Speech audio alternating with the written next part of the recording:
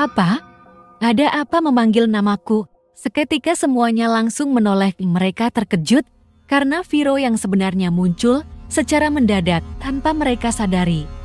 Ia sedang membawa nampan dengan kopi di atasnya. Saat ini, sebelum pergi ke kampus, ia ingin membantu kakaknya untuk menjadi pelayan Chaffee. Kau lagi-lagi membuat kami terkejut, Viro.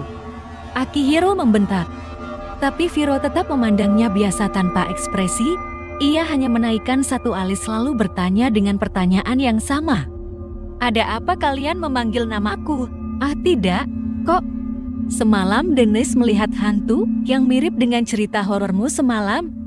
Jawab Cahya, cerita horor khayalanmu itu.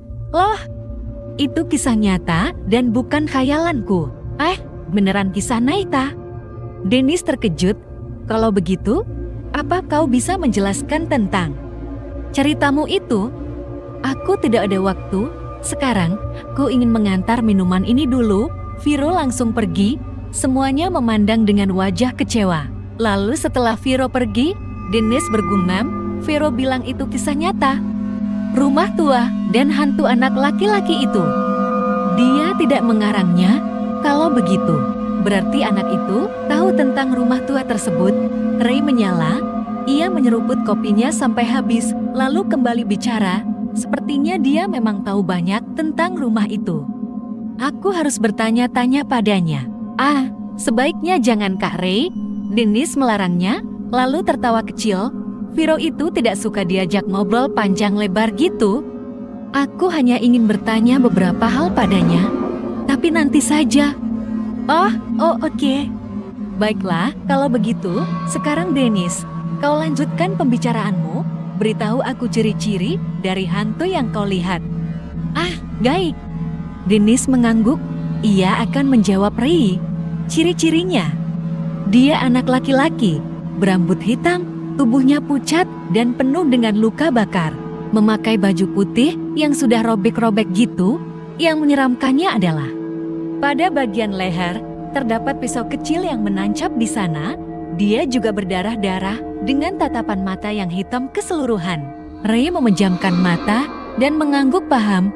Ia telah mendapatkan gambaran di dalam otaknya dari deskripsi yang diberikan Dennis. Setelah itu, Ray kembali membuka matanya dan bertanya satu hal lagi pada Dennis. Oke, Dennis, aku sudah tahu hantunya bagaimana.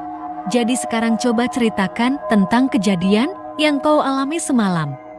Bagaimana hantu itu menyerangmu sampai kau mendapatkan luka di pipimu itu? Dennis melebarkan matanya, lalu mengelus pipinya yang masih ditempel plester. Oh, ini hanya luka kecil. Luka ini bukan aku dapatkan dari hantu itu. Terus gara-gara kenapa? Gara-gara Dian yang telah memukul Dennis dengan keras sampai terluka gitu? Cahya menjawabnya. Ia masih sedikit kesal dengan Akihiro. Oh, ayolah. Sudah ku bilang, aku tidak punya pilihan lain. Semalam itu benar-benar kacau. Dennis hampir saja mati, jadi aku memukulnya saja untuk menenangkannya. Aku kan ingin menyelamatkannya. Jelas Akihiro. Iya, aku baik-baik saja. Kok, Cahya? Dennis tersenyum, lalu matanya kembali melirik ke arah Ray dan kembali menceritakan kejadian semalam. Akan aku lanjut. Sebenarnya aku hanya ingin bicara baik-baik saja dengan hantu itu. Karena aku bingung, kenapa dia mengikuti aku gitu, seakan ingin menerotku. Tapi setelah aku bertanya, ia hanya menjawab gak jelas gitu. Kau tanya apa padanya? Aku tanya, apa tujuan dia terus mengikutiku? Gitu? Terus dia jawab, aku ingin mencari kain putih milikku gitu jawabnya. Lalu setelah itu, tiba-tiba dia menghampiri diriku dan seketika tubuhku seperti diambil alih olehnya. Aku tersadar kalau aku sedang mencekik leherku sendiri. Saat itulah, Kak Dian datang dan menolongku. Penjelasan Dennis diakhiri. Ray belum dapat menyimpulkannya, tapi ia paham dengan cerita Dennis. Hantu itu sama bodohnya dengan Chika yang dulu, gumam Ray, lalu matanya kembali menatap Dennis. Hei, sepertinya hantu itu memang mengincarmu sekarang. Dia ingin kau mewujudkan keinginannya mau tidak mau. Kalau tidak bisa, maka dia akan membunuhmu kapan saja. Sepertinya juga kemampuan hantu itu adalah merasuki manusia dan mengendalikan mereka tanpa menyentuhnya, sama seperti hantu Cika dulu, dia pasti tidak akan sabaran. Oh iya, jadi begitu. Alicia memahami sesuatu, makanya ia sedikit terkejut. Mungkin selama ini, kejadian kematian misterius di rumah itu disebabkan oleh si hantu yang suka membunuh. Nah, aku juga berpikir begitu. Hantu kecil itu menarik beberapa orang untuk memaksa mereka membantu dirinya mencari benda kesayangannya. Kalau orang itu tidak ingin menurutinya, maka dia akan dibunuh. Ray telah menyimpulkannya sekarang. Akhirnya, ia paham masalahnya. Ia akan mencatatnya. Tapi Kak Ray, apa hubunganku dengan hantu itu? Kenapa aku menjadi incarannya? Tanya Dennis. Sepertinya bukan kau saja, Dennis, tapi kita semua.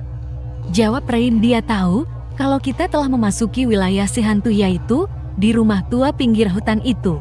Di sana juga kita telah menggagalkan aksi si hantu untuk membunuh Akihiro, maka dari itu dia akan terus mengincar kita semua. Makanya sekarang kita harus mencari jalan keluar dari masalah ini. Oh, tidak. Kita terlibat dengan masalah hantu lagi. Akihiro mengeluh. Dari dulu, kenapa selalu nyawa kita yang kena bahayanya? Sih, kau benar, Kak Dian. Entah kenapa selalu saja aku. Dennis juga ikut mengeluh. Tidak hanya kalian, aku juga terlibat. Karena aku juga merasakan mimpi yang sama seperti kalian bertiga, ujar Ray. Jadi sekarang tidak ada keluhan. Ayo kita pikirkan cara untuk bisa menyelesaikan masalah ini. Tapi bagaimana caranya? Kalian tahu, kan? Tujuan si hantu itu katanya ingin mencari selimut atau kain putih gitu. Sekarang tujuan kita juga harus membantunya mencari benda yang ia cari. Dengan begitu, masalah selesai dan hantu itu dapat kembali ke alamnya. Akhirnya, semua orang juga aman, tidak ada kasus kematian misterius lagi, jelas Ray. Itu sangat sulit. Bagaimana kita bisa menemukannya? Tanya Cahya. Coba dulu. Ya, untuk sementara kita jangan dekati rumah itu untuk menghindari terjadinya korban lagi. Tegas Ray. Oke, aku juga akan meminta bantuan polisi lain untuk menutup jalan menuju ke sana agar tidak ada orang yang bisa masuk, timpal Alicia. Ray mengangguk. Begitu juga dengan yang lainnya. Mereka menyetujui usul Ray untuk tidak mendekati rumah tua itu. Tapi jika hantu laki-laki muncul di hadapan siapa saja, Ray ingin orang itu tetap tenang dan lihat apa yang diinginkan si hantu.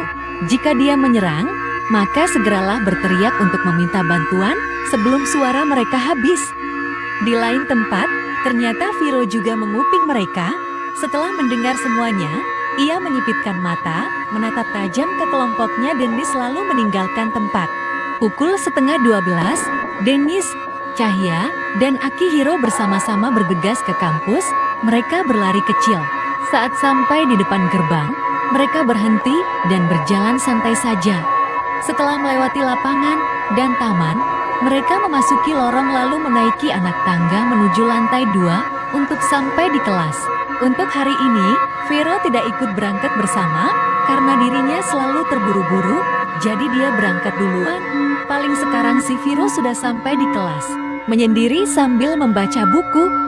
Sikapnya memang tidak suka bergaul, bertolak belakang sekali dengan kakak perempuannya yang selalu ceria. Saat sampai di kelas, mereka bertiga merasa ada yang tidak biasa. Dari luar, pintu kelas tertutup dan di dalam terlihat dari jendela sudah banyak mahasiswa yang datang. Tapi mereka pada berdiam diri di tempat, tidak berisik seperti biasa. Dennis tidak mempedulikannya. Ia pun membuka pintu lalu masuk secara perlahan ke dalam kelas, diikuti oleh Cahya dan Akihiro juga dari belakang. Tapi setelah mereka masuk, tiba-tiba saja lirikan mata mereka langsung mengarah ke Dennis, Cahya, dan Akihiro. Dennis yang melihat lirikan mata mereka jadi merinding. Mereka semua menatap tajam, biasanya kan hanya melihat untuk beberapa detik saja untuk melihat siapa yang baru datang. Tapi sekarang, kenapa seisi kelas menatap ke mereka bertiga? Akihiro sendiri tidak mempedulikannya. Dengan santai, ia masih memakan cemilannya sambil berjalan ke tempat duduknya setelah Akihiro melewati Dennis dan Cahya yang berhenti. Mata mereka ternyata hanya menatap ke Akihiro. Hawa di dalam kelas juga berbeda. Dennis melihat ada 2 vas yang diisi oleh bunga orang meninggal di atas meja. Yang diletaki vas tersebut adalah mejanya Ivan yang berada di belakang tempat Dennis dan Kiki yang terletak paling belakang. Setelah melihat vas bunga itu, Dennis akhirnya tahu apa yang terjadi. Semua temannya telah mengetahui kalau kedua teman mereka telah tiada. Jadi mereka semua terdiam karena masih berduka cita. Begitulah yang Dennis pikirkan. Lalu tak lama kemudian, seseorang datang menghampiri Akihiro dengan cepat. Ia langsung mendorong pundak Akihiro dan membentak namanya. Dennis dan Cahya terkejut. Tapi Akihiro sendiri hanya menatapnya biasa. "Ada apa sih?"